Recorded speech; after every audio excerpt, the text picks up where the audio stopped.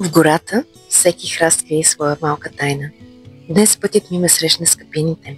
Сладки, тъмни, наситени със слънце. Сякаш самата природа ме покани на своята трапеза, да вкуси от просите и дарове, които пълнят сърцето с радост. Стъпка след стъпка нагоре, въздухът беше наситен с аромат и свежестта на утрото. Между камъните и тревата се крият цветовете, които не търсят внимание, но спират погледа ми. Всяка билка има своята история, своето ухание и своята сила. Вървя и усещам как умът ми се успокоява, а тялото намира своя ритъм, прост, чист, като песента на гората.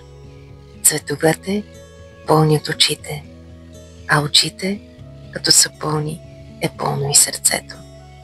Отварям малкото шишенце с ментово масло, дълбоко вдишвам. И ето вятърът, слънцето, зеленината сякаш се вливат в мен.